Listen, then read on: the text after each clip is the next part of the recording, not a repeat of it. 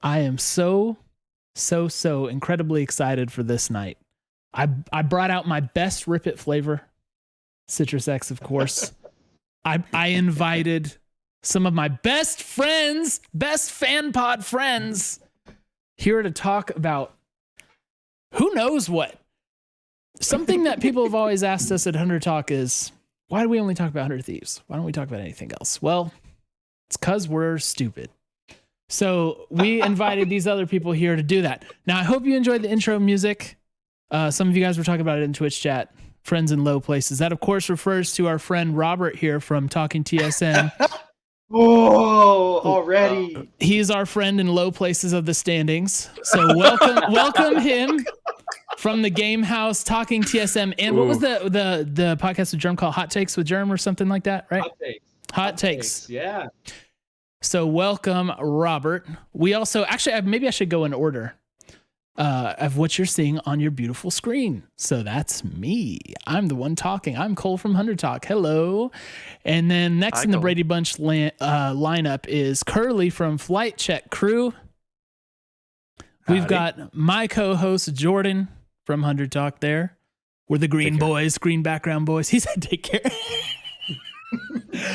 Cole, would you call this the green zone, Cole? The green, oh no, that's a callback to a part of our pod that should not be listened to from the past week.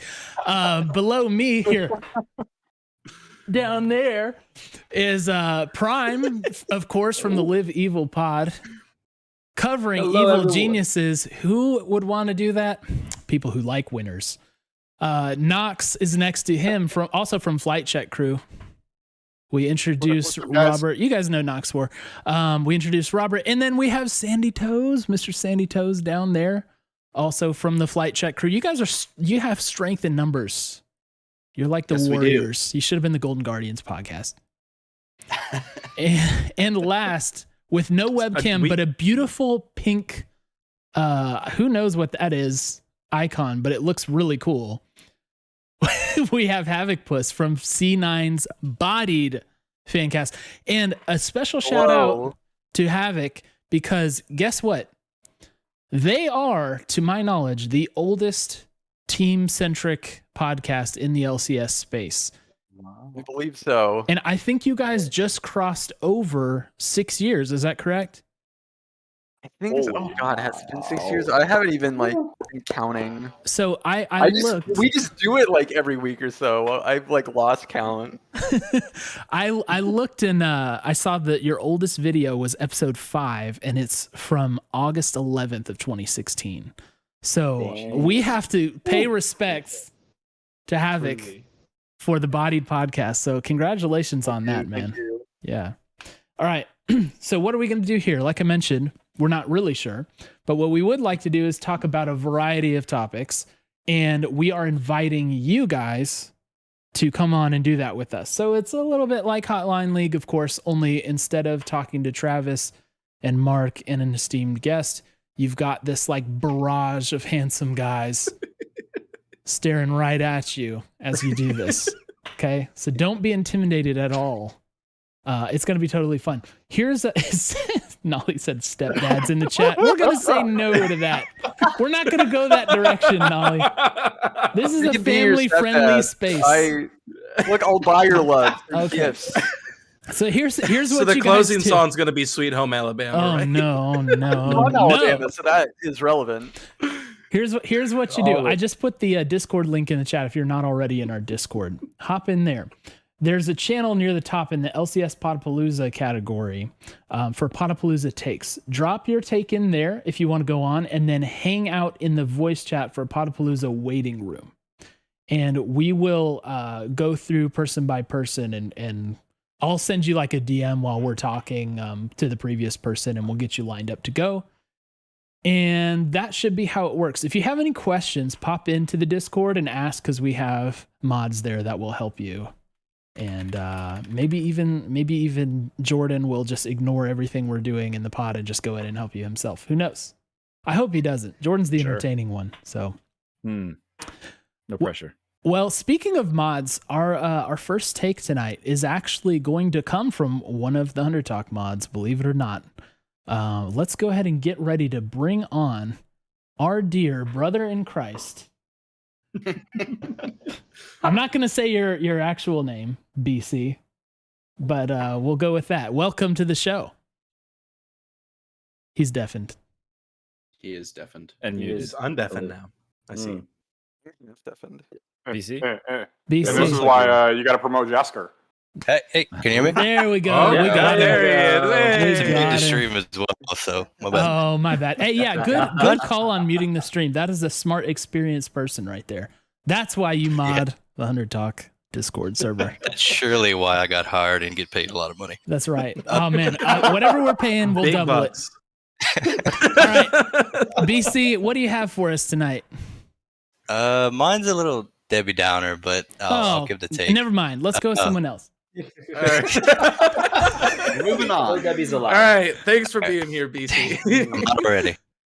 No, my take has to do with the League of Legends interest in NA is pretty much dying, and Valorant's gonna take it over if it hasn't already. The content, the views, the viewership, international success is all moving upwards in Valorant as opposed to LCS, which it's kind of stagnant. I was just kind of gonna add a note that NA talent's abundant in Valorant, so there's less talk about imports having to come over and take over jobs. Must be So you nice. don't see that as much. Yeah. But I was wanted to add is kind of like get y'all take on it. Is international success the only factor that can bring LCS back up to where Valorant is peaking right now, or maybe even further than that? Oh, so you're saying Sweet. specifically LCS, your question is the only thing that can bring LCS back up in viewership and popularity doing well at like Worlds or MSI? Is that your question? Yes, Okay, cool. because I feel like two of the biggest streamers for League is what Tyler One and Double Lift, who don't even play pro. The second or the third one would be Bjergerson, because he gets like 12K, but he never streams. So I love how you who get else is to out mention there? that Double Lift is not a pro. I love that. Oh, what a good thing nowadays. All right, who But wants yeah, to tackle Very this? apparent this weekend, dude. I mean, I cover both, so I can if you guys want. Yeah. Sure. You knock us off the bridge here. We'll take the plunge with you. All right, yeah. I don't love that take. I actually, funny enough, was just talking about this with somebody a couple hours ago. I think what we're seeing right now with Valorant is what happens with every big game, right? Everybody said the same thing about Overwatch League. I can tell you I put a ton of time and money into Overwatch League, and it didn't work out very well. I think Valorant's just the newest thing, and it's actually not grown as much as you would have thought or hoped. I know the streamer numbers are maybe a little bit better, but League of Legends is still almost always in the top 5. North American League of Legends is actually still pretty safe. A lot of people don't like to hear this, but if you're averaging 70 to 100,000 viewers per week, you're doing pretty well. The ALGS finals just happened yesterday, and they were pretty pumped about hitting 80,000. And that was their worlds, essentially. And we're doing that on a weekly basis in the LCS. So there's nothing wrong with consistency. And in my opinion, yeah, world success would help because I think it would accentuate the the NA talent specifically, because I think there are a couple people in here who would agree that teams like Evil Geniuses, I think, help the LCS immensely, considering the young NA talent that is there. Seeing them compete, do well, I think is just going to inspire more people. And once the world gets the infrastructure for the US, I should say, gets the infrastructure for esports, things are only going to get better. And I know there are people out there who are working on getting it all the way down into middle schools, starting their teams there. And there is a reason why an LCS spot is the most valuable spot in the world. It is the most valuable single esports team thing that you can have in the world. So I'm not too worried about it. I think we're just heading into a bit of a down period. Don't forget, it took football 45 years of existence to actually start coming into the mainstream. We're already there. So We're not gonna too be worried real about old. We're all gonna be so old by then. I don't know. The Bodied guys not are still gonna going be to be that long. podcasting by then. You know, Havok's going to We'll be be like, wrong. all right, welcome to episode 2,468. Your great 6-year anniversary. Yeah. I think you meant 60-year anniversary. So, Frozen Creek, what do you think? Is Jensen still the top mid laner in NA?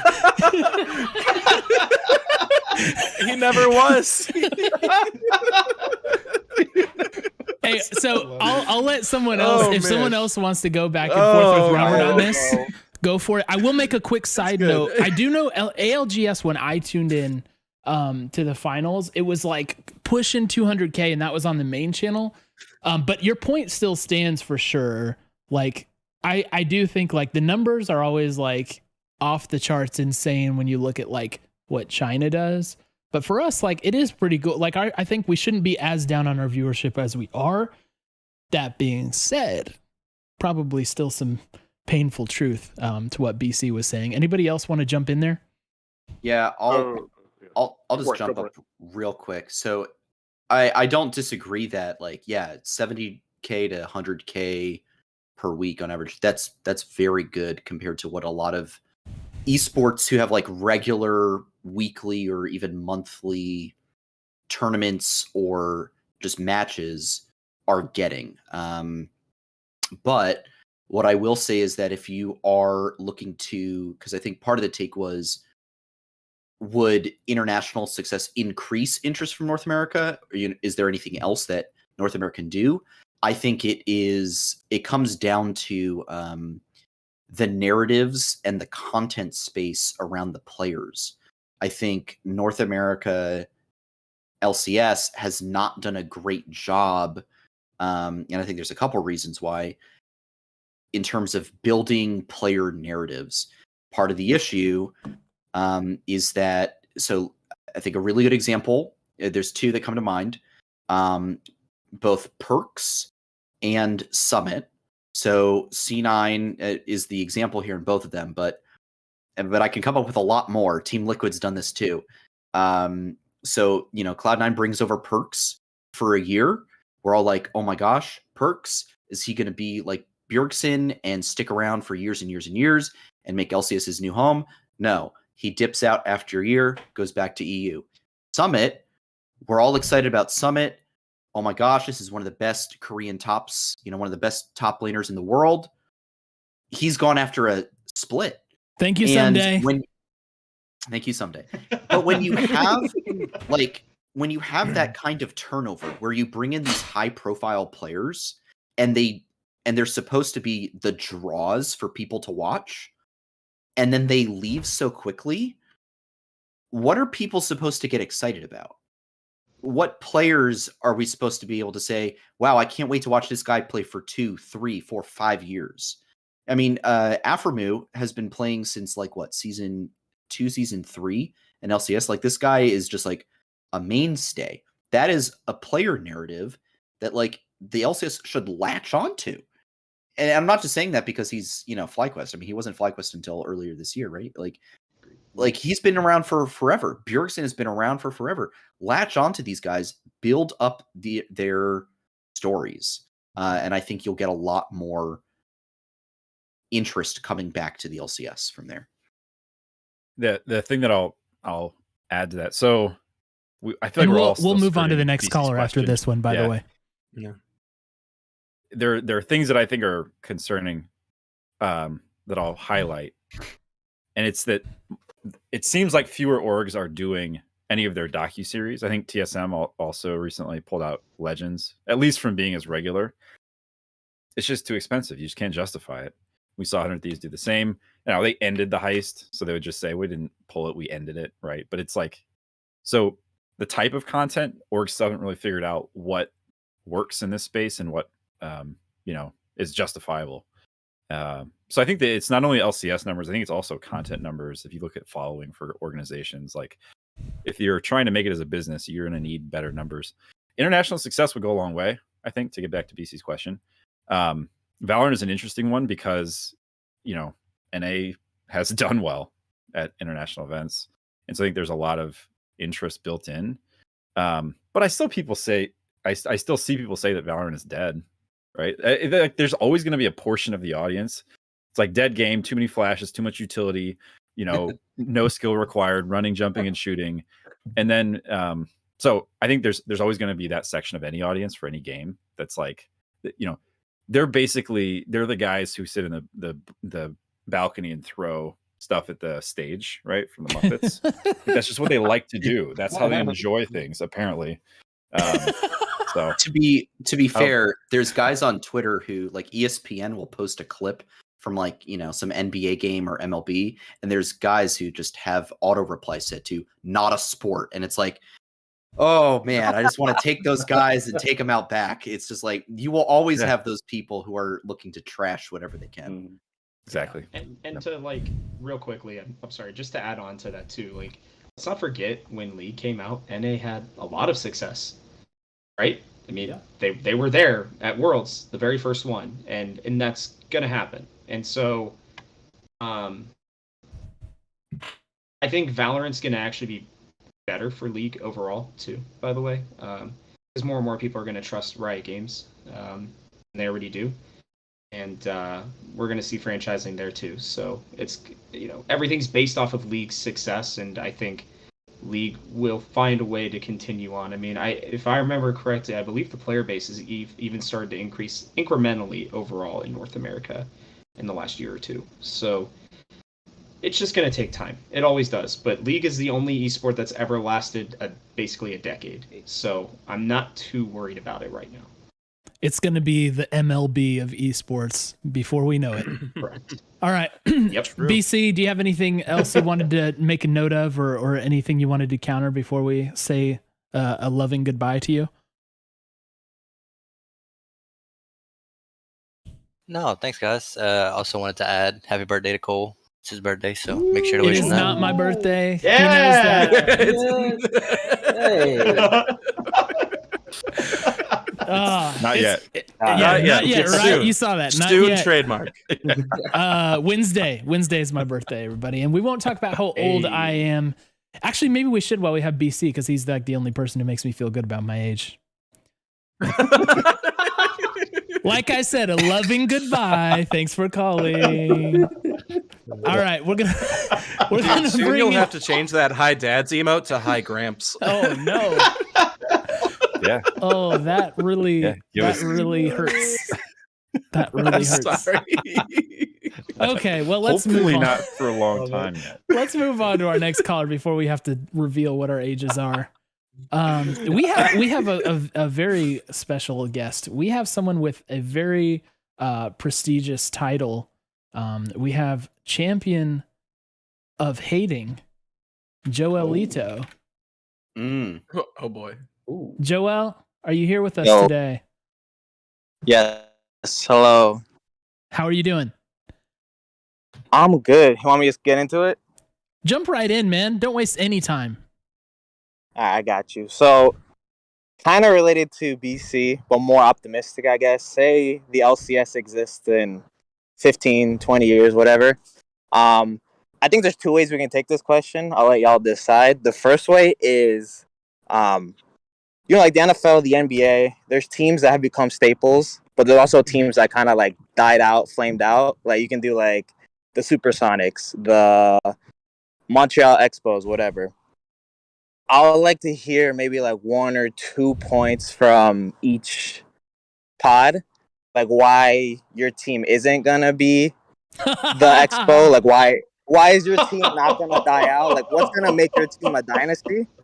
Or another way we could take this, which is my way that I would like, is maybe a vote on maybe who you think what might be that Montreal Expo or that Supersonic or the Houston Oilers, whatever. Like who you think might be the first to bow out. Oh, I think it would be unanimous. I think it would be unanimous. I don't think I love this. I love this. And do you want us to talk about our own teams, like when we're answering that last question? Because we can answer the question, who do we think is most, or I'm sorry, why our teams will not be that. But at the end, do you want us to vote of our 5 teams? Who do we think is going to be the one? Okay. Oh, only amongst our teams. Yeah, because I don't think it's too easy to vote like the actual person, but like let's make it like interesting. Like which one of these Immortals would be? I I have my ideas, but I'll let y'all kind of talk Okay, it through. I think it's fair that the reigning champ goes first. So Prime, loosen up, get on in there. Tell us why Evil Geniuses is not going to end up being the poop team. We have definitely a secret weapon, and that is Peter Dunn. His focus on player development is a key to, and it's showing. It's showing, like, you know, the results that we have talent in NA. We can grow that. EG will be known for that, but I think that sets the kind of model for other teams to kind of follow suit. That's how we grow interest. I think EG is maybe small org compared to all the other ones, but we are gaining that momentum. We have the infrastructure. We have staff that are constantly thinking about the future, and so that is my quick spiel on why EG will become, you know, a dynasty. Hopefully, we started off on a good foot on 2022. I can say that. Curly, what are you thinking I would about FlyQuest there?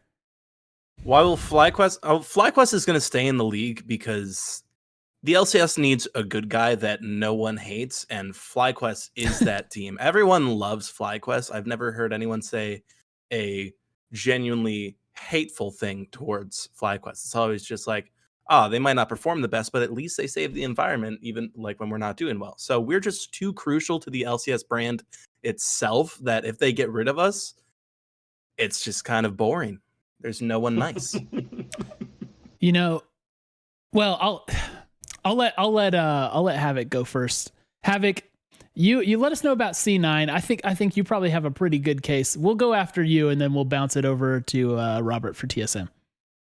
Okay, so we're saying why C9 isn't going to be like the Oilers or whatever. Yeah. I think C9 has just become a staple in esports in general. They are usually in all of the big esports. They're usually the ones that have been there from the beginning. They help build the scene up, and then a lot of the players you see coming through in any esport. You can look at Overwatch League, you can look at Valorant, you can look at League of Legends, you can look at CSGO. A lot of players have come through C9's doors. I think C9 is just a big house where you can get in good talent, and even if they don't stay long, they become successful later on. So I think that they develop the successors, they develop interest in the league through their name and through their branding. I think that C9 is just one of those old guard teams that they're always going to be there, and they're going to be like the Celtics or something. You know, they'll have these stretches where they'll be really good. Maybe they'll have some stretches where they're not, but they'll always be there, and they'll be one of those old teams. Yeah. I mean, look, if we're being honest, C9 has a pretty bulletproof case here, so I don't think we need to spend too much time trying to pick you apart. It's kind of hard not to like. I noticed. Oh, I mean, I don't like them, but it's you know, no, of course not. I can't deny, you know, that they're probably going to be like the Yankees or something. But look, I noticed Curly bringing up the good guy reputation, which I think FlyQuest definitely has. And I noticed Prime talking about Peter Dunn and the foresight of some of the staff. Staff ain't forever, y'all.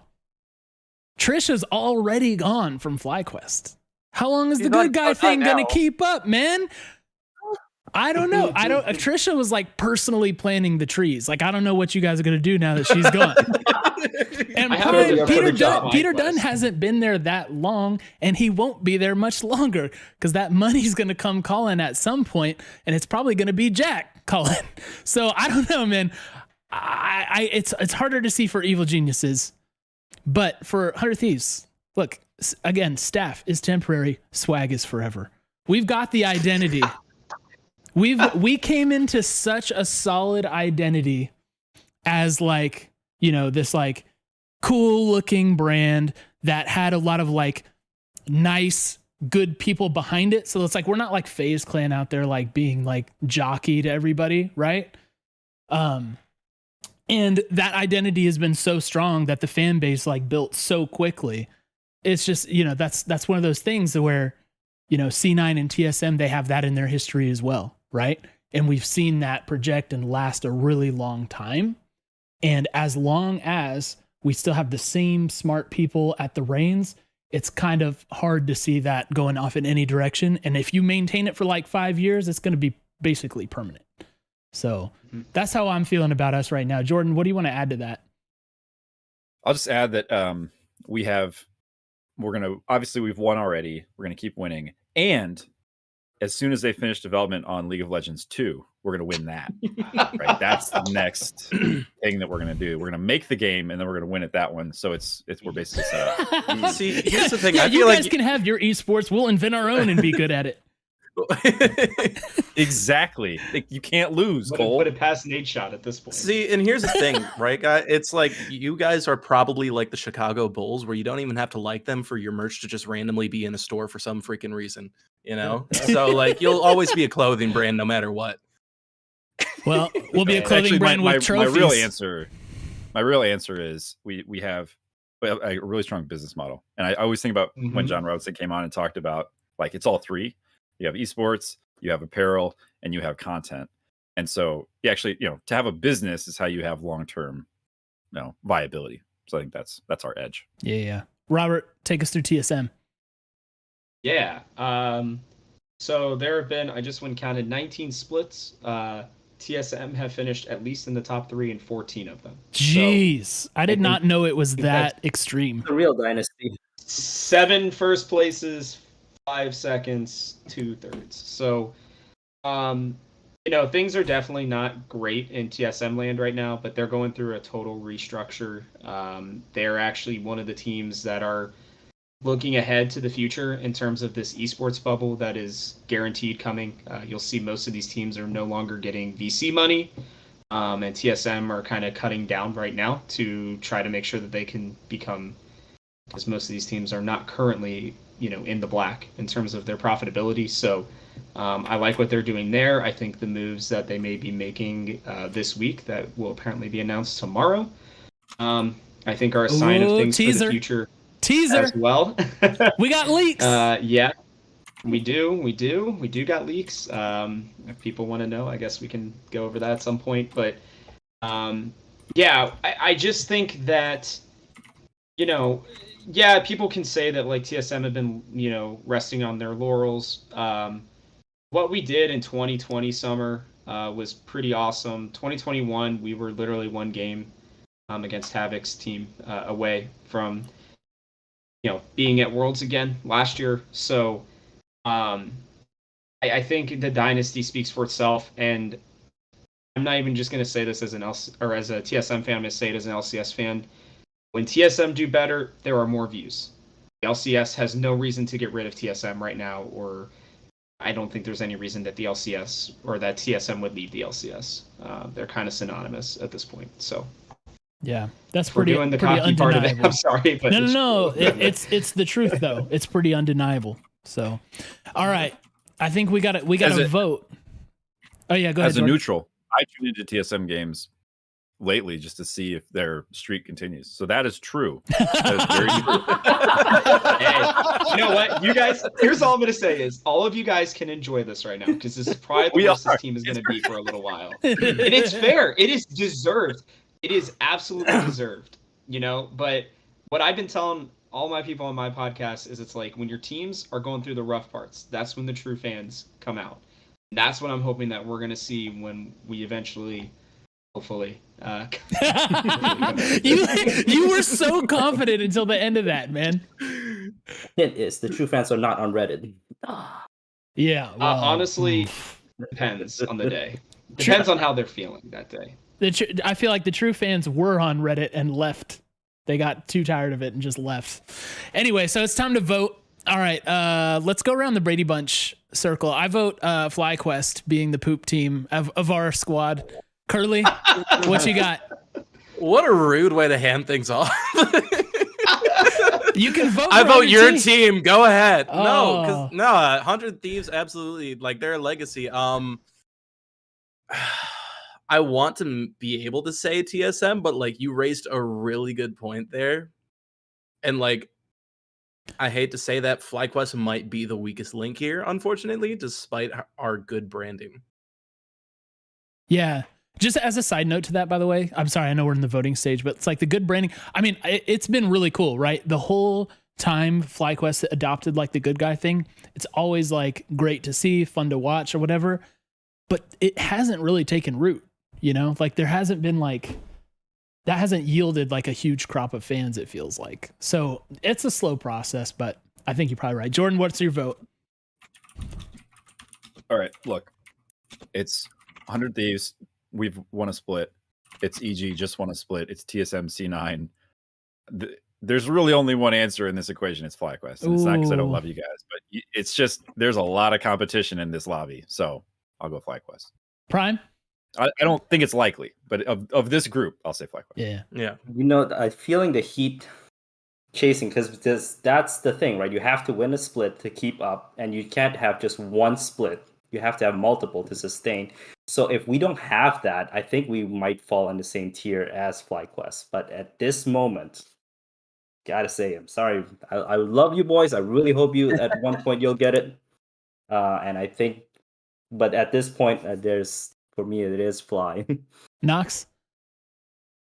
I mean, you guys know me. I try to be the rational one most of the time, but I mean, yeah, no, it is FlyQuest hands down. We are the smallest org out of this group, but on the flip side of that, we are the smallest, most successful org out of the small orgs in the LCS, and that is something I am very proud of. Yeah, Yes, yeah, true. for sure. Robert, FlyQuest? No, actually, I'm gonna go EG, and here's my reasoning why. All right. I have. There's only one team in this entire group of 5 that is owned by an NBA team. That is FlyQuest with the Milwaukee Bucks.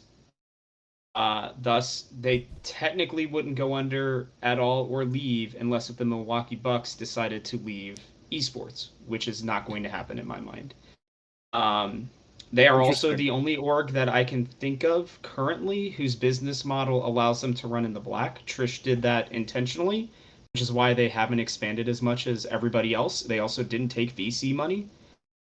So it's kind of impossible for them to leave unless if the Bucks decide that they want to leave. So they are technically, actually, outside of, let's say, C9 and TSM, the safest team. I believe it would be EG out of the 5 because they're about to have a real kerfuffle when these contracts come up for Danny, JoJo, and Inspired, and Vulcan, and whether or not Impact stays or not. So, and Evil Genius's branding has been really good as well, obviously, and they have a lot more of a storied history, but they also didn't make it the first time, and FlyQuest did. So, you know, I love what FlyQuest do, and I think business-wise, they're actually one of the most sound teams here currently. So, I'm gonna have to go with EG for right now. Nice counter culture take here. We like that. Sandy? Much love, much love. That was actually All right. really logical. That was real good. Crew? I will note that I know EG. I don't know if they are. It's the ownership group from Wolverhampton Wanderers. I don't know what the partnership there exactly is, but Wolves does. I don't think they own the team. I think it's just a partnership. I don't think they actually are part of the team. Yeah, I mean, you know, if money is flowing from Wolves and Wolves drops from the Premiership down to Championship over there in England, maybe things might get a little rough for them. I think 100 Thieves, Cloud9, and TSM are pretty safe. And if I'm being honest, I think all 5 of these teams are actually pretty safe. And you know, the elephant in the room is that we all just want to say Immortals is the odd man out. Let's be honest. Why would you say that? No idea. I mean, other than the fact that they've gone through like story 3 general managers in 1 year. What was that? A fire alarm going off? What? Okay. Yeah. All right. I would still say until I think EG is doing a really good job building up their branding and building up their infrastructure, and until I start seeing FlyQuest doing a little bit more expansion, having some more sustained success, I will say that we are probably, out of these 5, the number 5 team there. But that's my take on it. So, Havoc, do you concur? I kind of have to concur. I think for me it was a toss up between FlyQuest and EG. Everyone has said way better points than I was I was going to say. Yeah. But I think for me it'd probably be a coin toss between EG and FlyQuest, and it probably etches out between who can market themselves the best and who can take more successes. And in the short term, it's kind of hard to tell because I think both teams have really good marketing and branding. Like FlyQuest is like the baby face of the league, like everyone has said. You know, they're the good guy. Everyone has to root for the baby face. It's hard not to. And then Evil Geniuses has this really, good kind of marketing of the whole like live evil thing that kind of gets memed on, but it's in a funny way. Mhm. And they kind of like roll with it when it doesn't work out, when they do the whole like live evil thing. Wonder how so long they that's can really keep good that up. marketing. Like it's I think it's really good when a brand can like laugh at itself. So it's gonna be really tough. I think of those two. I can't really decide, but I think it's whoever kind of loses out in sort of the marketing kind of brand war. I think I will say one quick side note. I know we're all laughing about Immortals probably being that number 10 team, but I feel like just last year CLG would have been right in that conversation. And then all of a sudden this year They've things are got looking a little bit MSG different. money, man. They've got MSG money. They do have. Yeah, but MSG doesn't care about them. But they're a very easy line item on their stuff. So I don't know. Joel, a question for you. Because it seems like we have a pretty strong consensus here, leaning FlyQuest for the black sheep. But let me volley the question back to you. Opening this up to all LCS teams, if you have to assign who the Yankees are, and the Cowboys, and let's go Lakers. with the Lakers. Yeah. Yeah. So Lakers, The holy trinity of teams. yeah, Lakers, Cowboys. Who are they? Lakers, Cowboys. What was the last one? Yankees. This is tough because originally I was gonna do the Knicks for TSM because like traditionally, Wait. Pause. I'm sorry. I think I know where you're going, but keep going. Oh, that's good. Yeah, like historic franchise, traditionally won a lot, but everybody loves to hate on them. I mean, a lot of people tune in just to watch them lose, and the 1 year they do good, they don't shut up about it, type of thing. Yes. So it's kind of like that, where it's like you love to hate them, but also they're very key to the league and all that stuff. So they're never gonna go away. Big brand, big everything. An owner that's very much in the light a lot that a lot of people don't like. So this is really It's good. Does that make Robert Spike Lee?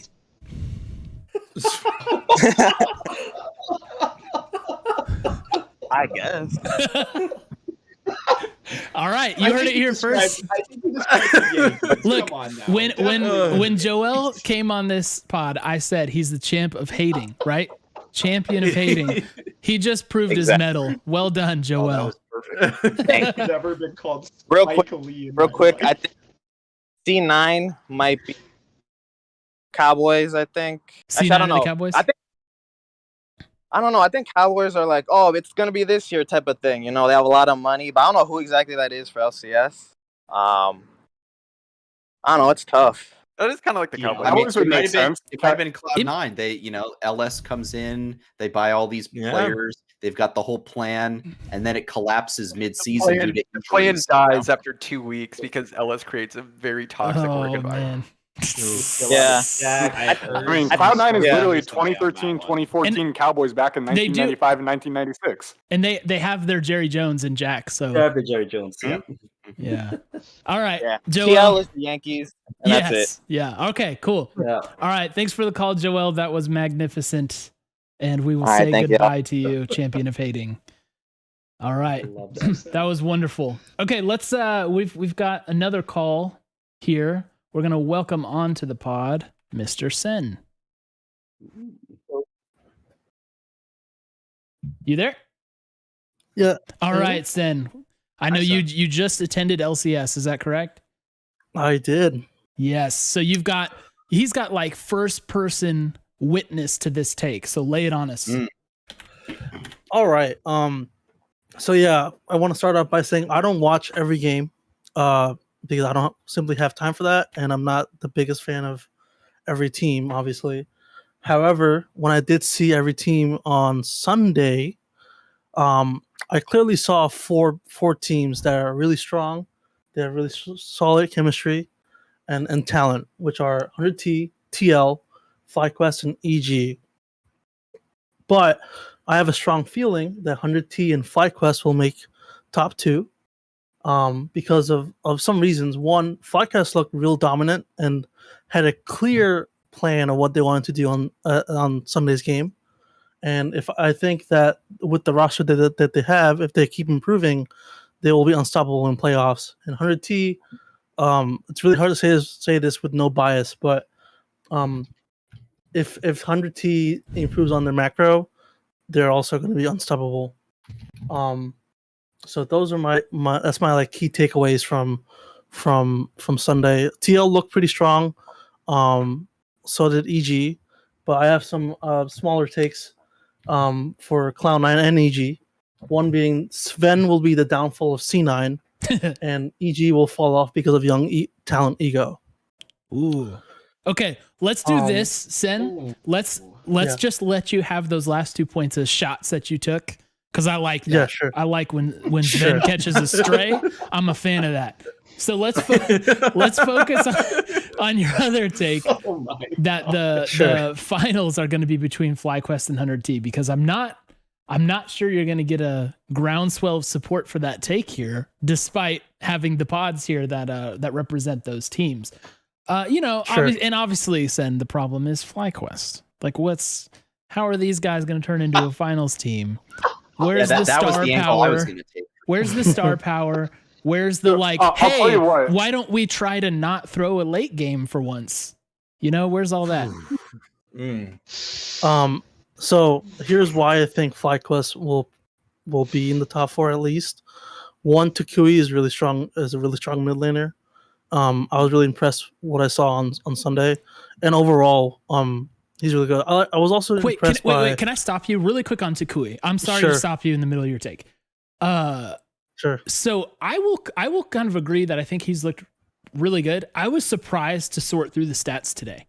I went through them and I was like, okay, he's like mid at everything. No, he's the best. Eyeball test wise, I think like, hey, yeah, this guy's like popping off this split. But the stats do not necessarily back that up. And that's kind of weird for me. I'm not going to lie. Mm-hmm. So Like, can I'm I not interject saying real quick? stats always tell the story, because of course they don't. But it's like, it's really hard to like have that big of a gap between eyeball test and stats. Go ahead, Nox. Takui? So public stats, you are correct, Cole. However, Oh, I you will got the say, insider and- stats from scrims. Okay, go Nox. So this is technically public info, but it's not easily accessible. But if you watched Mark Z's power ranking stream, he pulled up the stat website that only LCS casters have access to. And on it, Takui is number 1 in forward percentage in the league at 29%. And since we're talking about 100 Thieves here, Abadaga is sitting at 9th with 7% or something like that. Mhm. Just gonna throw that out there real quick. Just sitting So- under his turret. Can I also interject here? Takui has died 5 times, which is insane. But if we want to dive deeper, he also has the second best gold differential at 10 minutes. He is CSing as well as anybody, and actually has more damage per minute than Bjergsen, doing almost 30% of his team's damage. I had a hot take earlier today that I think he's second in line for the MVP right now. That's how well I think that he has been playing. And I think some statistics will back it up as well, because he's also only 4 kills behind the leader, tied for 3rd. I mean, He just kills alone. he literally was a all-pro, top 3 all-pro just Yeah. to split and go. So it's not. I He's think gonna it's do not it. unreasonable to call him a top 3 mid laner in the LCS. See, now my question for Sen is how can you put 100 Thieves in the finals when Abadaga is very inconsistent with showing up to the Rift? Like, I see him in front of the computer. I don't know if he's putting any, like, clicking anything or not half the time, you know? So it's like. So this is why I think what I said is correct here. We have Someday. We also have FPI and Huhi. FPI Huhi is becoming again their top form. Someday is just Someday, and Closer. I mean, I don't have to say more than that. If I had to say his name, I think it speaks for itself. We already have a strong core. We're the only team that stayed the same for 3 splits, I think. Someone can correct me if I'm wrong there, but we have probably the best chemistry in the entire league, just from being a team together. And our support, our league staff is phenomenal. We have Reaper, we have Mithy. So with all that being said, I think our macro at the moment is probably poor. That's why we're not doing too well in maybe the mid game, late game. And we got those 2 losses in our stats right now. Those are pretty much due to the macro. So I think if we keep improving our macro, then we just win because we already have the talent. Jordan, do you want to talk about the Abadaga thing really quick? We went into it excessively on our pod, I think, but if you can give like a 2-minute version on, what we're seeing out of Abadaga and what we've seen from the history of the team as well. I mean, I think Takui, real deal. That guy can play for sure, no question. And I think we've all seen how important mid lane is. I think the question with Abadaga is, can he perform at the level that he did last weekend, basically, for the rest of the split? Or even if it's not for the rest of the split, can he turn it on when we get to playoffs? The team's been in back-to-back finals. So even with him being inconsistent, we're finalists. And we've hung a banner. So for me, the question is, look, I don't know what you all would say Abadaga was at his peak, but my guess is you wouldn't say he was top. I mean, maybe you say he's top 3, right, at his very best. I think that's probably about right. If he can play as a top 3 mid laner, these are in the finals because they were before, and you might not even say he was a top 3 mid laner, unless you're going to say that all the teams are so much better now that the same type of performance won't get us there. But for me, that's how I see it. And the good news is he's showing us in real time, as of the most recent stage data we have, what Sen watched live, that he can play at that level. And when he does, the games aren't close. They're not close. And it's someday closer FBI who he diff, right? Like that's what comes through. Yeah. So the team is strong still. And it's the same squad that's been there, that's lifted a banner. And I think they've got a good chance at running it back. Yeah. It's a big if. Plus, I mean, but lest we forget, like this is the way that our team has worked for the past 2 splits also. It's a slow start, kind of rocky, kind of inconsistent. Even towards the end of the splits, we'll sometimes have some mishaps where it's like, oh, maybe we should have figured that out earlier in the split. We're going to lose in playoffs immediately. And then they pull it together and go on a run. Maybe it's Reaper diff. Maybe it's just guys who've played together for a really long time and they gel and they know when to flip the switch. I don't know. But until they show that they're not going to have a strong playoff run with this roster, I'm going to keep believing that they will.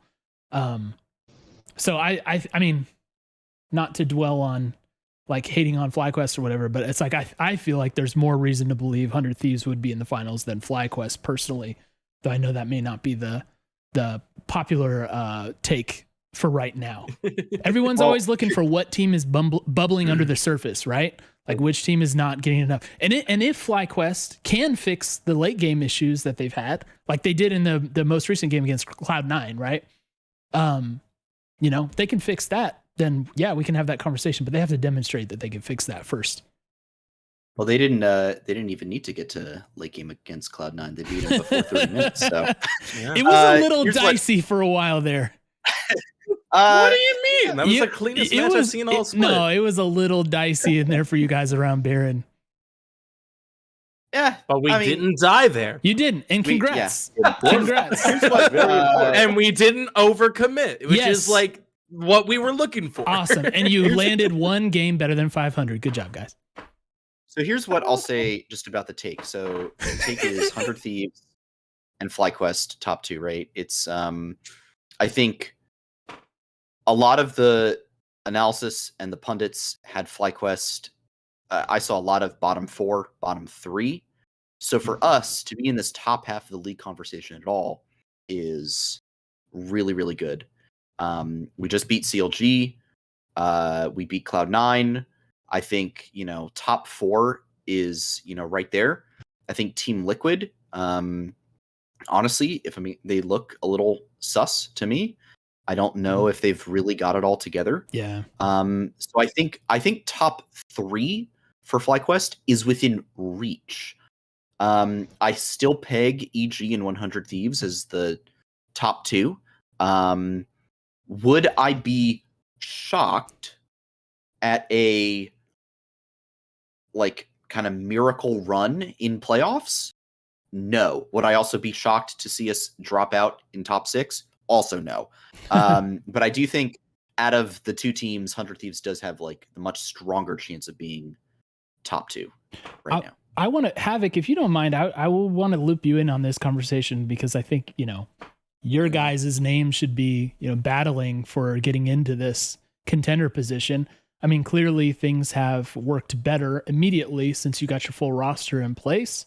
Again, I know that the game against FlyQuest wasn't great, but the full roster definitely looks better than what we were playing with in the first week.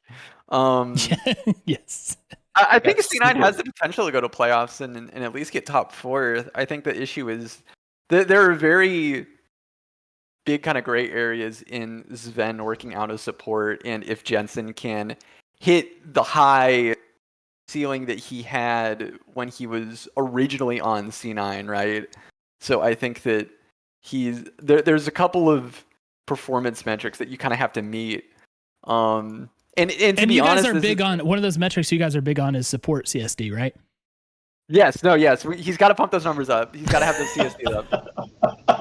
I don't know what he's doing. His CSD is so low. It's man, you better get Microsoft on that, dude. I know. Look, they got the tablets and everything. They just got the data. I think honestly a bigger question mark for Cloud9 is if Blabber can perform consistently, and this is a belief that I've had for a few years now. It's that Blabber easily falls off as a split or a season goes on, because it seems like he starts off at the beginning of the year really hot, firing on all cylinders, and he will hit a point where I'm not sure if he is tired, I'm not sure if he loses focus of things, but he does not play the same. He does not think the same as when the season starts. So I think it's really going to measure up to, can Blabber actually just play the game and not be an idiot or just not play poorly? Wow. Strong words for your star player. Wow. Sometimes he doesn't play like a star player, and he deserves all of my roof. Well, he talks like a strong player. I'll say that. All right. Where were we? Sen, did we thoroughly answer this question for you, or are you feeling like you need some more from us? I mean, it was more of just me putting it out there, because, like I said, this is just I'm washed gold. I'm currently bronze, so I don't know League. Washed gold. It's like I'm dirty gold. But just from my pure expectations going into on Sunday, and then seeing the results on Sunday, and just overall the split, I think 100 Thieves has the potential to be top 2 again. FlyQuest looks really strong. The one thing I saw about EG though, their stat line looks really good, but I want to go back to my other take where I said EG will fall off because of young talent ego, and that's because I've seen it happen before. And let's go there. Prime, defend your boys. Tell us why this won't be the case, and we will try our best not to laugh at you. You can feel free to laugh at me. Look, I came in the season with the same mentality that Jojo Pyun is going to get his. He's too cocky. He's been too much. But, to learn and follow this team since the beginning, I'm actually a lot more optimistic of how they haven't hit their upside. They haven't hit their peak, and JoJo is only still learning about League. Hell, he's still. What was the MSI joke I learned from Discord? He was actually convinced, I think, by Vulcan that he can take Cleanse against Malzahar. So the man is lacking in a lot of areas in knowledge. It says in League of Legends. You have to remember he's a Valorant player or Fortnite. Sorry, Fortnite player. So. And the other thing is, it's a talk I had with Dr. Respawn. If all you haven't followed him, he's a great follow. He's Jordan saw. He noticed that these kids are way more self-aware of when they're hitting their burnout, and JoJo was able to say that in his last interview with the Game House. I believe that was one of the interviews, was like, look, I'm not losing motivation, but I know I've hit some kind of wall. This break can come in a better time. So there is a better awareness. He's still going to be cocky. He's still going to have a lot of trash talk, but they are not alone. They're surrounded by Impact. They're surrounded by Vulcan and someone with Inspired, right? So yes, we can still say ego might come into play, but I think at least for JoJo that might be something to consider. But for Danny, man, he's just mature. He's so down to earth, and really I don't think the immaturity or ego aspect is going to hit him as hard, if any at all. So I think they're going to have continue to scale up. I mean, that's kind of weird to say since they're at number one right now. Where else is up? So I'm not worried. I'm not worried for this season. Their talks has always been about Worlds and focusing on aiming for Worlds, and everything else is just a learning process for them. Yeah, that's interesting you mentioned that about Danny, because I feel like at MSI, Danny kind of just looked like he was not prepared mentally for it. But at the same time, he doesn't seem to have the cockiness to him that JoJo Pune does, right? He just comes off differently. And so I think if you are more humble about the experience that you had, you bounce back really quick. And obviously Danny's ripping people to shreds right now. So I'm not gonna say anything bad about him. Though I would say you mentioned earlier that, the cockiness might be a factor, but they have people like Inspired and Vulcan, and I'm not exactly sure I'd go to those guys for cocky advice. But Impact, I like Impact there in that locker room guy role for sure. All right, we're gonna say goodbye to you, Sen. We miss you already. All right. And we're gonna thank you for calling. And we're going to invite our next person here. Everybody give a warm, hearty welcome to Germ. Germ. Hello, Germ. Welcome on the show? to the Podapalooza. Robert is ecstatic that you made your way here. I've heard he is so enamored with you that he's written your name on parts of his body. That's correct. That's what I was trying to check out. I see he's got the hat on. I didn't know if he was still rocking with it or what. It's gone. Go ahead and lay your take on us. Let's see where we go with it. Yeah, sounds good. I just want to say, first off, I love what you guys are doing here. It's been super fun watching and stuff. I will say, hey, Beast Gaming, once it comes around, I might have to get the Beast Gaming podcast going. So maybe I'll be joining you guys here soon. Hey, good plan. If you want a built-in audience, man, good plan. That's what I'm saying. For it, man. Yeah, Germ is smart. Target an audience. 200 IQ Germ in the chat. Hey, always thinking, always plotting.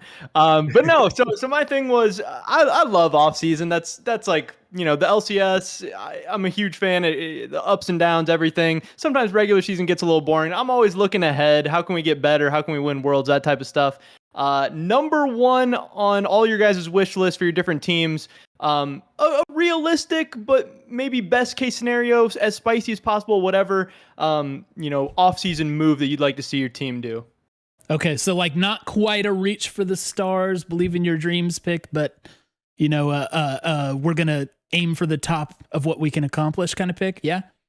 Yeah, but maybe good enough to where somebody didn't think of it, but also, if I heard it, I'd be like, oh damn, that could actually happen, but that'd be really cool too. All right. Well, let's go to your friend Robert then, because his team is the most in dire need right now. Robert, one off-season move that you would like to see. So thank you for messaging us ahead of time with this one, because I started looking around, and I'm trying to, I've been trying to find some contracts that will be coming up, and there's the one of Spica, who, despite the rumors that I'm hearing, I still think he's going to be gone. So I'm looking at jungle, and there was a name I did not expect to find. Somebody who is popping off in Europe right now. Marcoon is on his last year of his contract. And he's young, he's super talented, and there's a world where if XL continue, he may win an MVP. It kind of reminds me of a lesser Inspired, potentially. I don't think he's as good as Inspired. I love Inspired. But if TSM were to go to the jungle market, grab somebody with some experience with the young guns that I think they're going to be bringing up, I think that's not only realistic, I think it would also be an extremely good move to make it so that the pain of Spica likely leaving would not cause me to keel over. So love it. That's mine. Let's Prime, let's go to you with this one. For Evil Geniuses currently at the top, can they be improved or are they perfect as is? Too bad you can't answer that second part. You have to pick somebody. Keep the team together. That would be the aim. I will point out that Impact's contract ends at the end of this year. Yeah, and he is a bit aged. Yeah. My knowledge of the player pool is so limited, though. I have to think if Impact is at the Seagull, he will be swooped up immediately by another org. If he could choose to continue to play. Man, I would need time to kind of think what would be. It's hard being good, isn't it? No, we're not good. We're never good. We're evil. Let's give Prime a second. Then Havoc, do you have your dream move in store here? What about like Fudge going back to Australia, something like that? Why would I want to replace Fudge? One, he's such a good boy, and two, because it'll get you guys off the most punchable NA list. Oh my!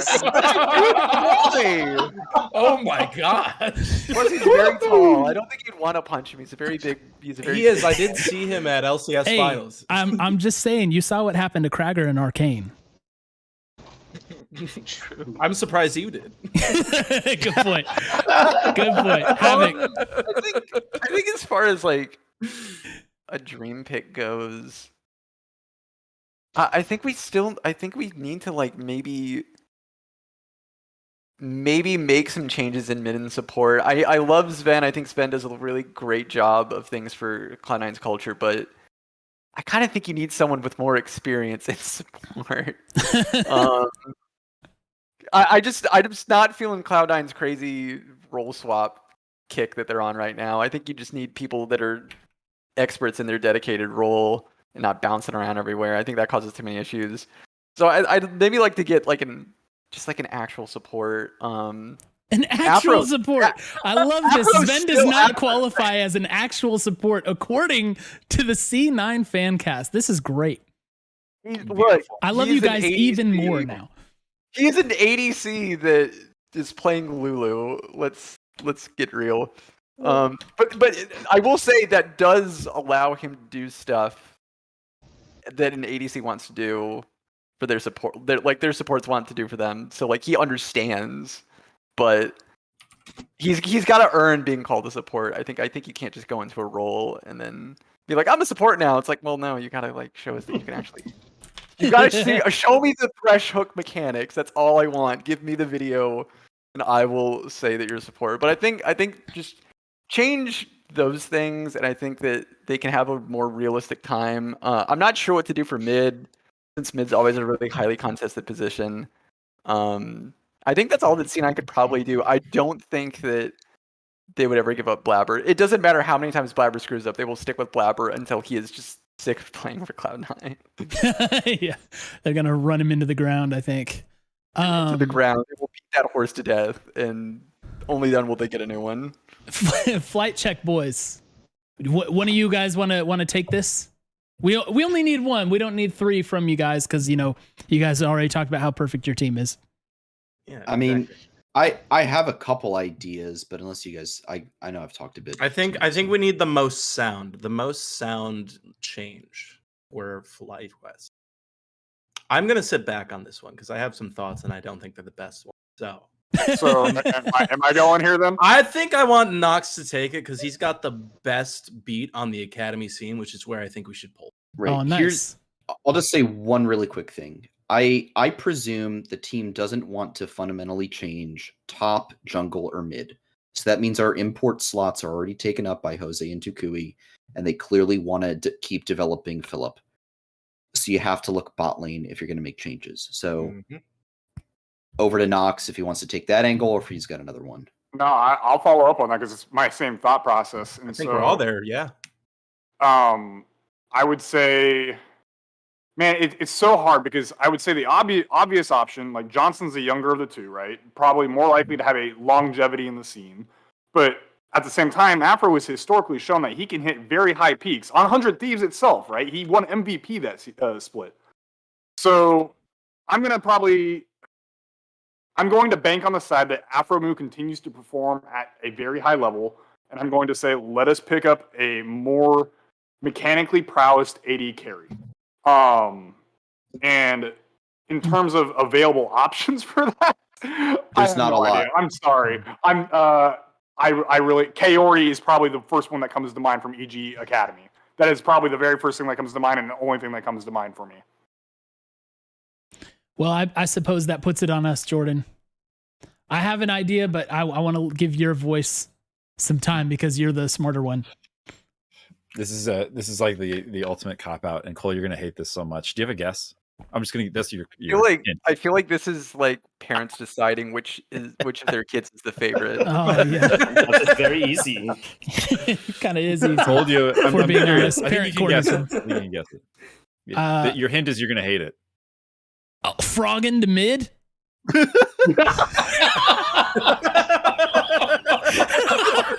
oh, solo to top. Oh, there it is. No, it's look. We said within the realm of what's possible in this universe. Jojo Pune. We get Jojo Pune. Oh my! From EG, and we free up an import spot. Cool. We've got future talent NA, and I know that you're still not sold on this guy Jojo Pune. He's kind of got. What'd you say earlier? You staff is temporary, swag is eternal. Is that your one? Yeah. Jojo, he's got that swagger. I don't know what to say. But hey, look, his contract's not up till 2024. We'd have to trade Sniper for Jojo Pune. There's some things that would have to fall into place. Yeah. You know what? The thing with contract lengths, by the way, is like it feels like they don't actually matter, right? They just they don't exist. No, they do not. So it's a made-up number. Yeah, it's a myth. I'm not really stressing about that. They just like, okay, buy him out. Here's a new contract. You know, they only matter if like the player has actually done the contract and it's about to expire. Like Core JJ's contract is about to expire. If TL doesn't resign him, okay, where's Core JJ going? That's a big Core piece. JJ C9. Core JJ could go to C9. Core 9. There's that's the big. I'm not sure I'm liking this anymore, guys. Let's come on, Core 9. Get on the Core 9 train. I think we should wrap this up, Cole. I think we've sat on this long enough, right? Well, look, here's what we're gonna do. We gotta let Prime see if he's come up with anything because his team is so perfect. And then we gotta hear from Germ too. I want to hear Germ's take on this. Yeah. Go ahead, Prime. I think Robert gave me a layup here, and we would be on the other end of sniping, taking Tenacity. I would consider Tenacity as a replacement for Impact. Or I was like, Jordan already said, I was like, how long can we wait until we can poach General Sniper instead? But those were two. If not, I would love Bradley from TL Academy to be a replacement. Yeah. Continue to that conversation of NA talent. Right. Yeah. Because you know, 24 is Sniper's first eligible right. Yeah. split. He's a non-starter for the this off season because of that. And also maybe because of the 100 Thieves paycheck staff too, because like they seem to really want this guy, want to keep him around. So I am guessing he's going to get very paid. If I had to take a stab at that. Germ, back to you. Do you have any ideas for this great question that you posed for us? No, I just wanted to say definitely thank you to everybody. I don't care. No. John, definitely just wanna say- what team do you follow most closely, or you are a fan of? I'm a ex TSM. That's what I was a TSM fan forever. I have since gone away from them. I guess I follow Cloud9 closest these days, but I'm just an LCS fan. Moreover, Yeah. but yeah, thank you for the ideas. I'm definitely trying to get the gears spinning, getting ready for the off season. It's always fun. I think you guys had some really interesting ideas. We'll see what happens or not, but I definitely think the Core JJ to C9 angle is at least one of the more interesting potential stories coming up. We say Core 9 enough, it will happen. You just have to put it into the universe. I mean, look, we manifested Afromu on FlyQuest, so like, you can do it. Yeah, we got Photoshop. I'll start tweeting it out. Get it going. All right, Germ, thank you for being here with us. It's always thanks for good having me, to guys. hear your wonderful voice. Have fun with the Hot Takes pod, by the way, and feel free to drop the link in our chat if you want people to find it. Sounds good. Have a good one, guys. Keep it up. All right, take care. All righty. I believe we are going to go now to Ray, who may be in the middle of an Apex Legends game. Actually, now that I'm pulling up his Discord, he was in the waiting room, but perhaps we waited too long. No, he looks like he's here. Okay, let's do this. Let's bring in Ray's Modern Life. You there, bud? Yes. Excellent. How's the Apex Legends going? I just had it on in the background. I was playing a game and yeah. Getting some dubs. Doing all right. Yeah, Nice. I got hyped off of the ALGS. Yeah, that's right. Yeah, big weekend. And by the way, before we go to your take, we want to say goodbye to Prime, who had to slip out because we're going way too long and having way too much fun. And he is a conscientious person who's going to go work and make himself productive while we are just going to continue wasting our time. Except not really wasting our time because we got our friend Ray's here. So go ahead and jump into your take. Let's roll it. Good save there, Paul. Great save. We love you. We promise. All right. So my take is I think that the league itself needs to adapt like a wild card slot or two, maybe taken from a minor region or promoting another team from within to freshen things up. Because I do agree that it gets kind of stale with having the same people, the same talent. This way, if you have a wild card slot or two, some new teams can, play a tournament to get in or however they want to do it. And you get to see some new, young, fresh blood, make some new, some new talent, new storylines along the way. But something along the lines, I don't know if you guys watch soccer, football at all, but like the Premier League does. Like there has to be something to freshen up or just expand the league in general because keeping the same teams over time is just going to keep getting stale. I think the biggest question for a league expansion is, does Riot have the resources and can they get the viewership and it's a thing of like scheduling for time. Like, can they parse out the schedule enough to accommodate extra teams, and can they allocate resources for extra teams and all that stuff? I think that's the biggest question. I'm not saying expanding the league's a bad idea. I would kind of like to see more teams and more players, but I think it's a big question of resources and if they can manage it. Like, yeah, in a hypothetical world, though, say they do have the resources, how awesome would it be to have a minor region team that won their minor region, they get to come now play and live in NA and play in LCS and build up hype, more viewers from that region to tune in just to watch that team play and, to help the LCS in general is my take. It's probably going to be a tough pill to swallow for the franchise teams, because there is as far as I know, there is a relegation kind of path, but it's very extreme, right? Like CLG was in moderate danger, but everybody still has to vote for it, and you have to suck for a really long time, I think. And I'm guessing Robert probably knows some more on this.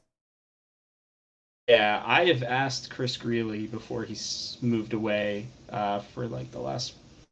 Up until COVID, I had asked him at every finals if they were going to expand, and that He was is the in commissioner, plans by the way. as He of was the right now. previous commissioner. Yeah, sorry, commissioner. Yeah. Yeah, and can tell you the LEC is pretty likely to expand next year. It's looking that way. I had heard rumors of it. It seems like it's all but a foregone conclusion. They will. The LCS was supposed to, yep, K Corp. The LCS is apparently supposed to the year after. There had been some talks about this year. They definitely, Riot Games, like, I will say this, we never have to worry about Riot Games resources anymore. They have plenty of resources. I be honest with you, like they are fine in that department, and they're gonna figure things out. I think eventually, and to your point, I think the interesting thing you were talking about was the minor region thing. The main reason that will probably never happen is just because that team would get absolutely smoked every game. Not to be rude, but like even with the LCS struggling at times, maybe in one game against a minor region, if you ever put them in a best of 3, it's probably even a best of 5. It's probably a 3-1, 3-0 almost every time. So I love that idea. I do think they need to promote more people from it, but we've got to get our region, I think, in order more. So in terms of expansion, I think it's pretty likely. I think the viewership will get better once you can add more teams, like you said. And yeah, I just there are only a couple Bland teams to me right now, and none of them are on this podcast. And maybe that's why they don't have fan podcasts. So that's a good one. Fired. Burn. Dang. I will say it would be nice because, like, Ray, I definitely identify with the, like, hey, it would be nice to freshen this up a little bit. And we got a whiff of it, right, with EG in playoffs. Like, clearly, especially there in the arena, the energy around them was very palpable, right? Like, everybody was super hyped about the emergence of these new guys, right? And it's, I mean, despite watching my team get swept by them in the finals, it's nice to, like, know that, hey, there's something new on the way. There's something, like, fresher in the pipeline, instead of, like, doing who's the best ever? Is it Bjergsen or who? You know what I mean? It's like it does get a little tiring to keep batting that around. I think in some respects, you have to have those dynastic people and teams, right? Like, you want to have your Tom Brady in the league, but you also want to have that person feel threatened by the new talent, and we don't always get both sides of that. So I definitely identify with your longing for some chaos, maybe some productive chaos in the league. Jat had a good point. I forget if it was on JLXP or Hotline League last week, but he straight up said, he's like, how boring would it be if Team Liquid wins this year? It's like, what a boring story. And like TL Jat. And like, I agree. Like, how boring is that narrative of, Steve threw money at all these players, and okay, that's how you win. You throw money at players. You don't build up your own infrastructure. You don't raise guys up from amateur to academy to LCS. So I totally agree that the league is way more exciting when there's fresh faces, new blood, there's competition, young guns are trying to take out the old guard. I think that's great. I think the difficulty that you will find in any kind of expansion is picking orgs, because you're only going to pick probably 2 orgs to come into the league. You're not going to go to like 14. You're probably going to go to like 12, right? Right. So you got to pick 2, and you got to make a really good call. So do you go with, like, for example, Mr. Beast Gaming, right? and that, and you go with some kind of like venture capital backed, so like Golden Guardians kind of thing, where, okay, they've got like the Golden State Warriors behind them, but are they really going to find a lot of success and bring fans? Or are you going to go for probably like how LEC will, like a K Corp kind of org, where they've already got a massive endemic esports fan base, and bringing them into the LEC is just the most natural thing to do. So do you go for, I know like Optic was the first one that came to mind, even though like they already tried with LCS, but like trying to think of some org that's big, like a Sentinels, right? Now, technically, yes, they were in there back as like Phoenix 1, but now, like, if they came back as Sentinels, that org, I think it would be a completely different thing. So I think it's going to be very interesting to watch if, as the L6 expands, what they are looking for from whatever orgs they are bringing in. Are they looking for that venture capital kind of thing, or are they looking for an endemic org with a ton of fans already that will just naturally slot into the LCS? And I hope it's the latter. I think we need more of that and less of the like, hey, let's try to make a quick buck off of this esports thing, guys. It's a really interesting way to look at it, Sandy. And it's like, I think the franchising round, clearly Riot leaned toward NBA, established traditional sports organizations to really bring the structure that you need to run a sports organization. That seems to be what they're looking at least. I think K Corp is an interesting one because the difference there, and Graf kind of said this in chat, but there is no K Corp in NA. And I think that it's the ERGs, right? Like there's no team in NA that has this incredible groundswell of support. Like I feel like it was the beginning of the split. I don't know if you guys watched this, but it was one of the first live games they had. It looked like a really fun concert. It was K Corp versus somebody else. Oh, Koi. I mean, K-O-I. It was so hype, and like that is just not present in the NA scene right now. So if you think about that, okay, well, we've done the traditional sports. We don't really have ERGs or anything like it to pull from. I think you got to look at a Beast Gaming, right? Like maybe the way to bring new eyes to this is to get somebody like Mr. Beast, who has more eyes and attention than probably anybody in the new media space. Let him take a shot at it. Like he's clearly got the money to do it. We don't have to worry about that. It's paid by Beast will be the new paid by Steve. Paid by Beast. and like he can bring people. So I think it'd be an interesting way to look at it. Like we need something to evolve the LCS, I think, because it's clearly not like the NBA teams aren't convincing a bunch of people that they should also be interested in League of Legends. It's not happening, you know? Yeah. Yeah. Can I just point out also that Ninja? Sorry. What'd you say? I was just gonna say, can you imagine if they convinced Ninja to invest? Yeah, fan Beast base? Gaming and Ninja. That would be nuts, though. I mean, that brings. Well, I think, but only one of them knows how to build a so many successful millions of team. viewers. Come on, man. Instantly, both of those people. Seriously. and I think Riot would care very much about that, especially after seeing how an org like 100 Thieves entered, where it's like, okay, you have an amazing content team to launch your team into the org. If you can pull that off, I mean, like, who's going to do content better than Mr. Beast, you know? So definitely love it. I also just wanted to make a side note on K Corp. I mean, is that not the evil corporation in the Pokemon games? K Corp? It sounds Are you thinking so of like evil and insidious. thinking of like Kaiba Corporation? Insidious, not Kaiba insidious. They are Kaiba. I was gonna say, if anyone's watched Mr. Robot E Corp, Does anyone trust Evil these guys? I think we don't trust them. Let's go with Beast Gaming. True. Let's go with Beast Gaming. All right. Race, thank you for your call. We're going to take one more if all you guys are good with it. I can do one more. Okay, let's do one more. Thank you, Ray. All right, he's gone. And we'll bring on our friend Nate. Nate, who I think he's a big flight check enjoyer. So, friend of the show. Maybe He's a cool dude. ready to toss a cool topic towards the flight check bros. Let's do it. All right. So my take is that having young talent go through the motions, you know, like the highs and lows of success and not having success, is a very big benefit early on. So having it done early, it is a good thing.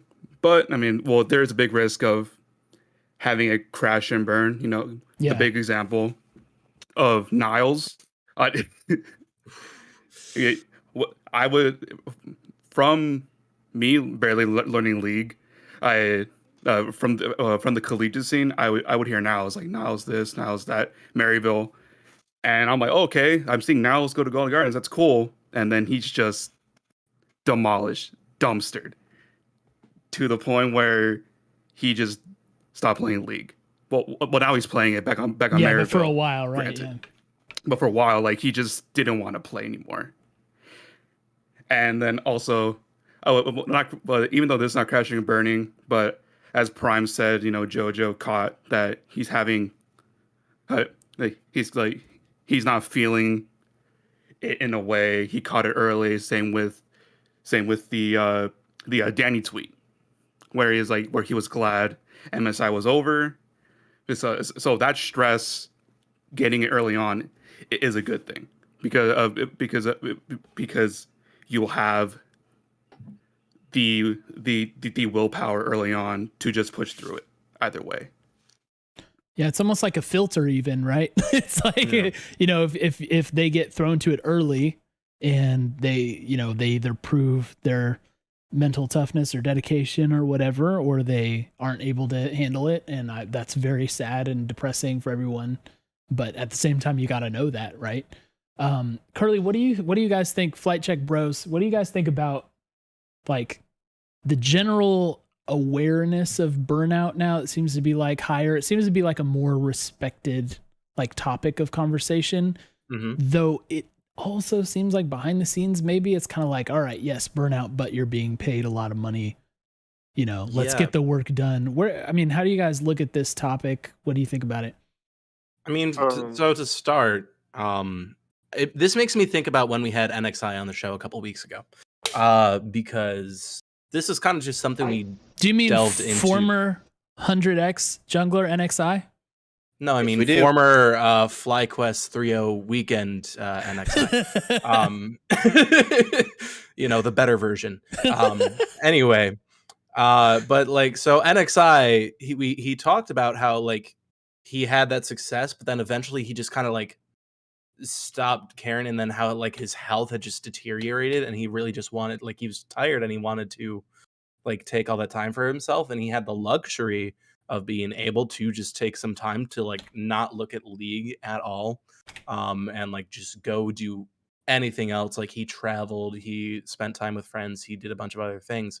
And so I do think it's a very legitimate thing, like, and it's good that we are taking this step towards like recognizing burnout and all that stuff. And I think particularly, I'm always one that like whenever the conversation comes up, I like to talk about support staff for organizations, because I feel like it's a very, very important thing. And then we're talking about Dr. Respawn this whole time. Like, that's a great example. It's just like having someone who is there that isn't focused primarily on your success on the Rift, on your laning, on it's just you being okay as a person so that you can do the job you're paid for. I think that's very, very important, because it's like, yeah, we're paying you a lot of money, but it's like, well, I can't do the job because you're working me too much, even though you're paying me a lot of money. You're not letting me be me, you know? And so I do think that it's important to let these younger players like have that time away. But then on the flip side, it's interesting because I don't know what the behind the scenes looks like in the LCK or the LPL, but to me, I think they play a lot more League of Legends than we do, and you don't hear about that.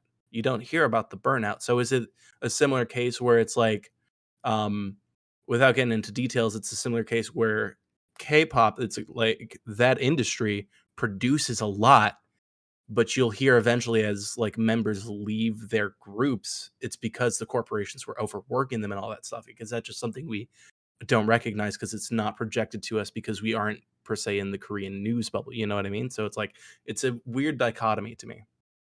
Yeah, that's a good point. And there's almost like two aspects of it, right? There's the burnout and the being overworked and that sort of thing. And let's be honest, like, it's necessary to spend most of your time playing League of Legends if you want to do it at a professional level.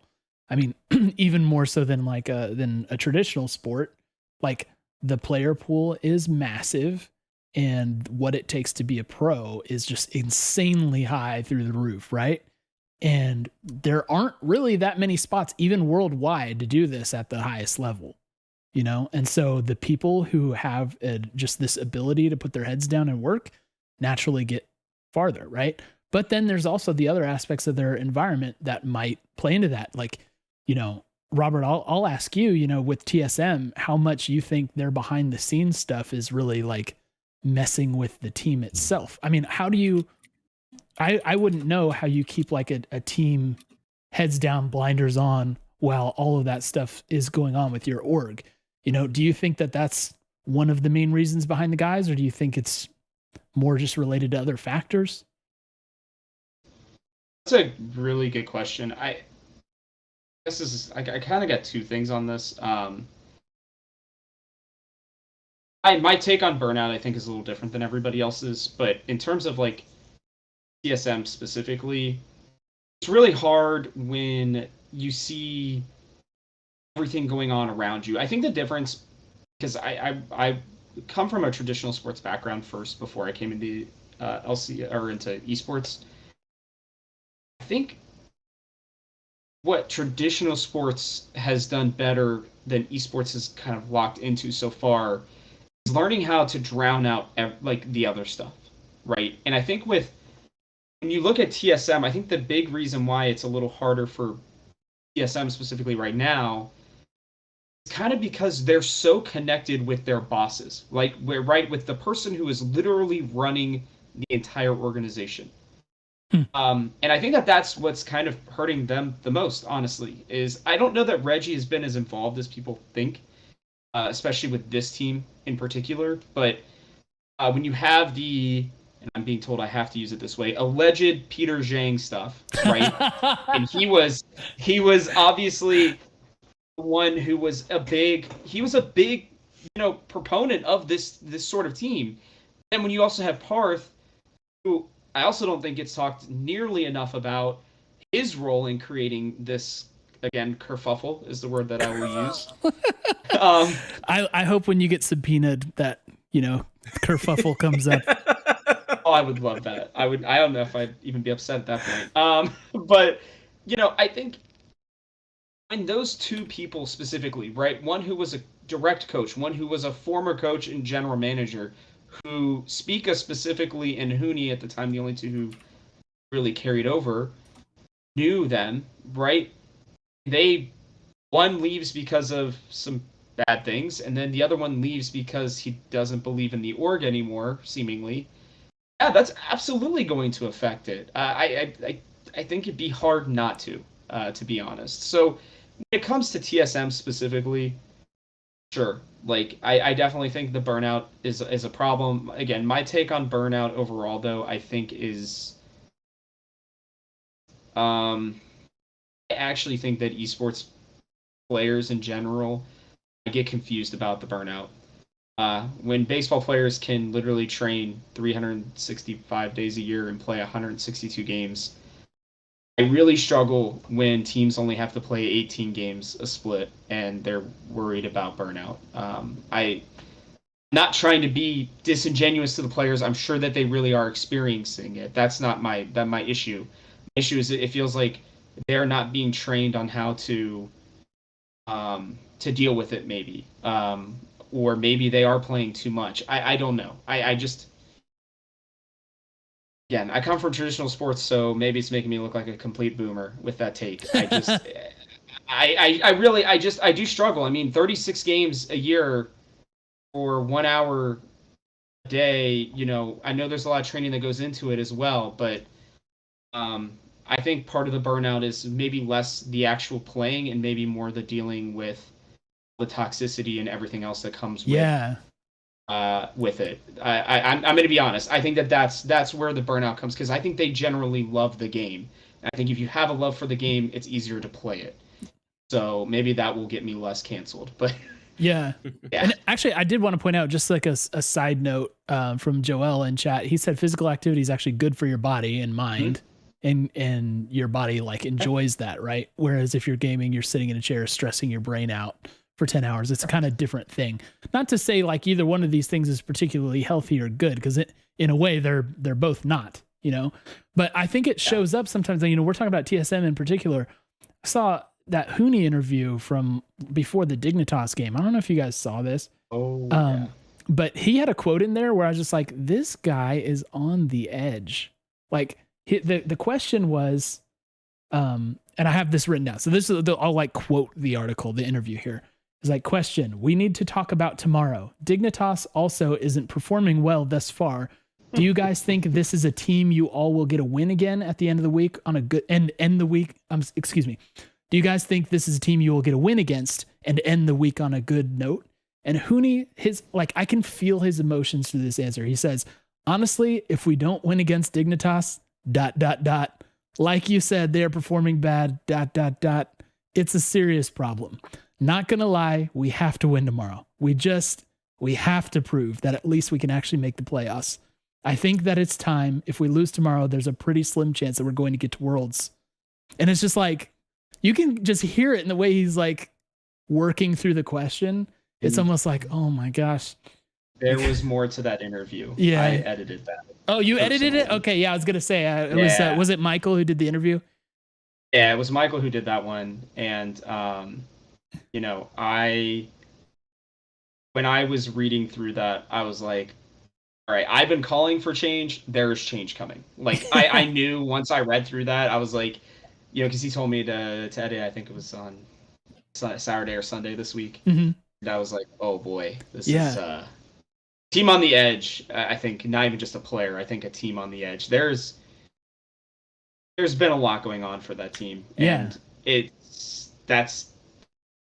I'm often compared to, I'm a Cincinnati Reds fan, not to bring too much traditional sports into it, but our owner came out basically and stated, where are you going to go? I don't really care if you don't follow this team, kind of thing. And you can see the players going 3 of 25 in the first 25 games.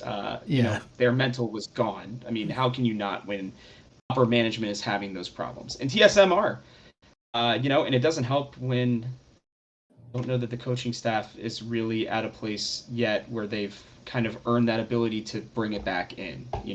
They've just had too much else going on. So, yeah, Robert, that was depressing.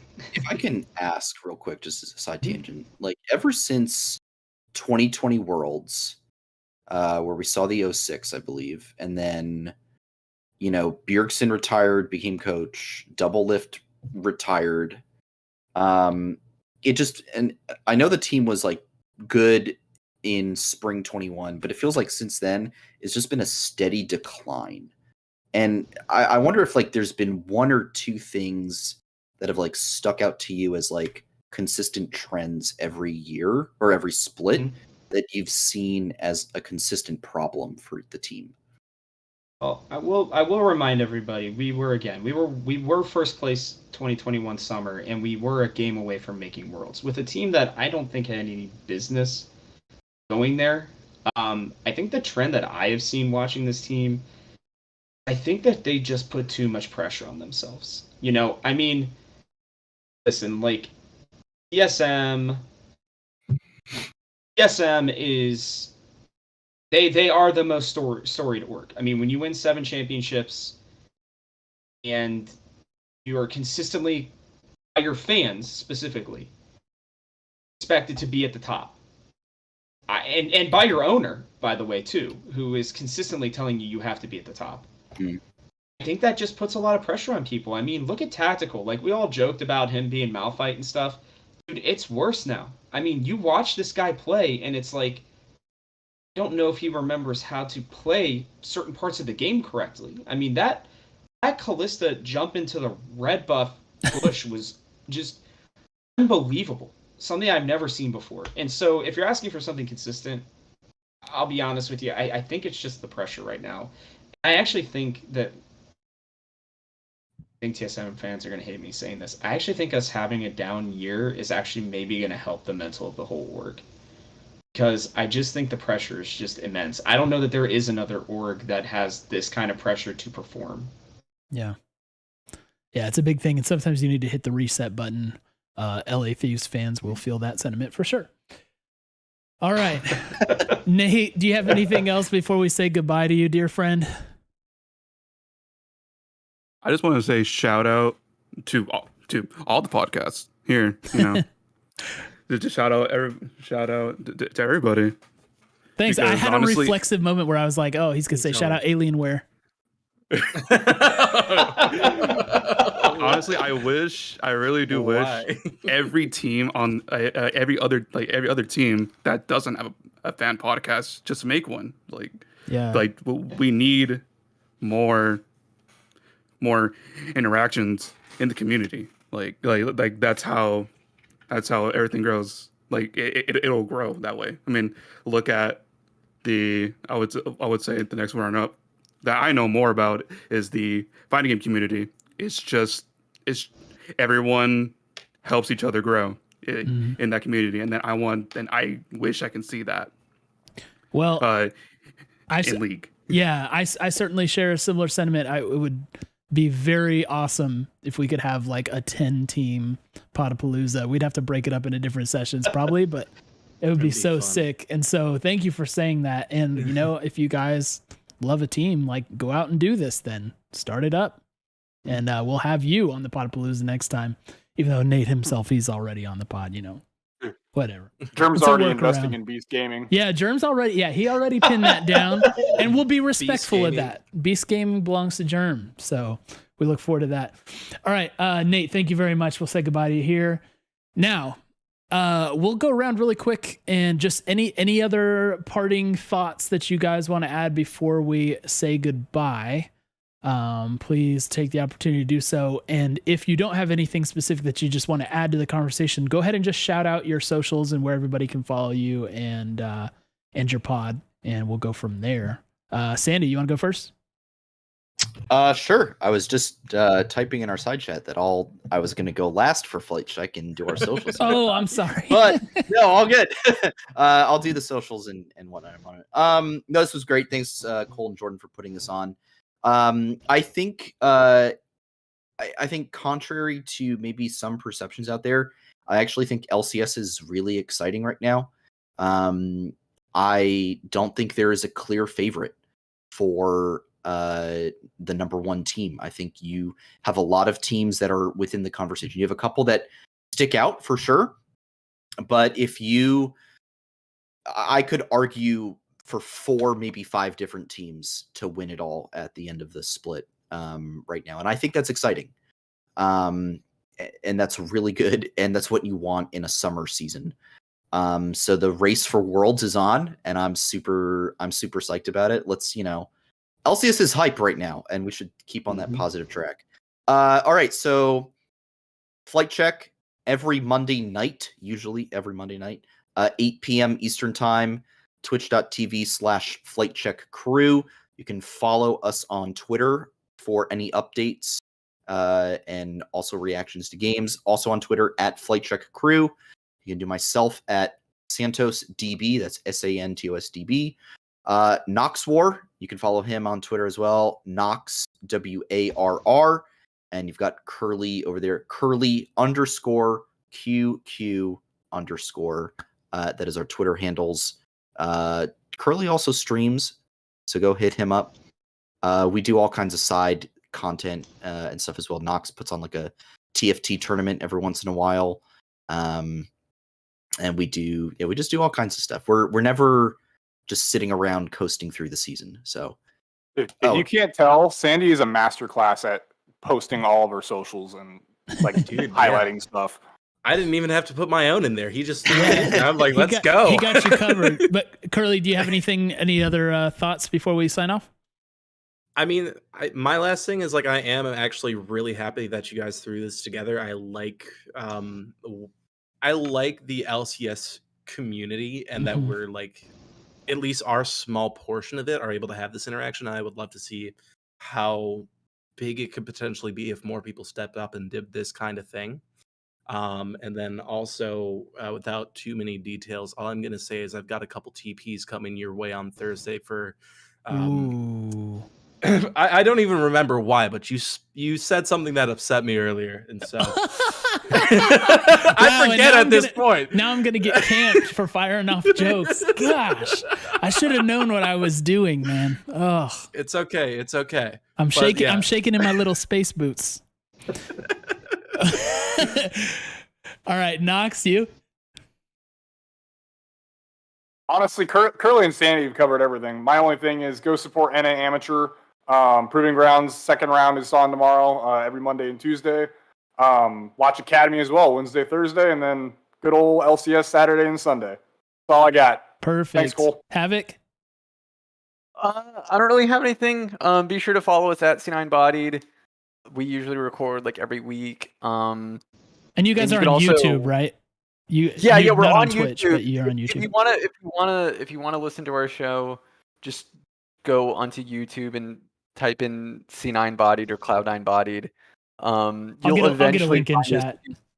You'll eventually find us if you'll scroll down. I think sometimes you'll see like a music video or something if you just type Bodied, so you have to be specific with the part. We get a bunch of like flight crew stuff all the time about airplanes and whatnot before you find us. Yeah, I can imagine. But this is really fun. I'm really glad that we kind of got the shows together. It feels kind of like a very Avengery, like Justice League kind of moment. We collected the really Infinity fun. Pods. Yes. This is really fun. I would be totally down to do it again, like at the end of the season or something, or before playoffs or World or something. So Wait, so who's Batman though? Ooh. This is Justice League. Who's Batman? It's got to be the Smarties. I think it's Nox. I'm Batman. I mean, I'm dumb. Nox so gives I'm not me putting Flash myself in vibes. Nox gives me Flash vibes. there. Robert. Yeah, no, seriously, thank you guys for doing this. This was a blast. It's good to see all your faces and do this. And thanks for not beating up on me too much. I know I'm a very easy target right now, so I appreciate it. But no, you can follow us at the Game House. We're doing content all the time for all things esports and sports. You can follow me at TGH Robert Haynes on Twitter. And then you can follow us, I think it's just the Game House on YouTube. And you can look up Talking TSM on any podcasting platform as well. So show comes out Mondays and Thursdays.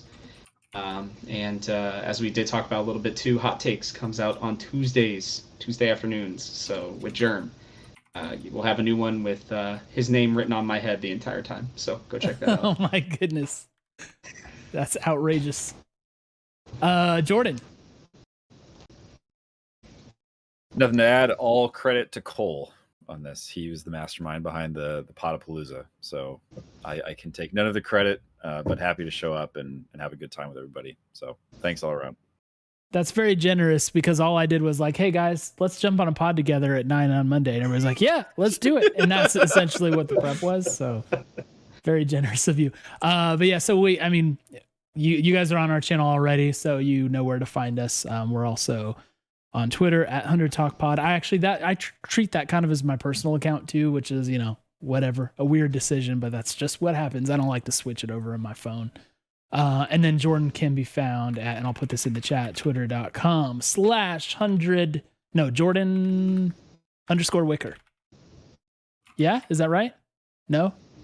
I don't think there's an underscore. Yeah, it is. Okay. There's an underscore. I know it better than him. Let's go. It's a beautiful picture of his dog as the profile. Yeah. Except you can't see the eyes. Yeah. Well, every dog Not needs my a little dog, bit of actually. darkness. Oh, it's not even your dog? Who's It's a dog. A picture I took of a dog on a mountain 15 years ago. Wow. This and on the next 100 Talk, you'll hear the story of the dog on the mountain. Don't miss it. Every Monday at 8:30 p.m. Central. And we should, of course, Flight Check Boys, we should tease Thursday also. This Rec League upcoming is going to be the battle. 100 Talk. It's time. Versus Flight Check on Summoner's Rift. Jordan and I will be playing. Curly, Nox, and Sandy will be playing. Assemble your crew. It's going to be a banger. That will be 9 p.m. Central on Thursday. I'm very much looking forward to that too. And I'll say thank you to all you guys. I'm glad Nate brought up the whole thing about like these podcasts existing because I feel very strongly about that too. It's been nice to not be so lonely, like having you guys around. Just there's always just more stuff to do, and banter to sling back and forth and opinions and feedback and everything. And that's really awesome. And I agree. Like I feel like, that makes it more fun to be a fan too, if these kind of things exist. So I'm really grateful that you guys do what you do. and you're here for us. And this was really fun. I definitely think we should renew this and do it again at some point. So we'll let you know how that goes. Until next time, though, we shall say, as we always do at this time, we love you and we miss you already.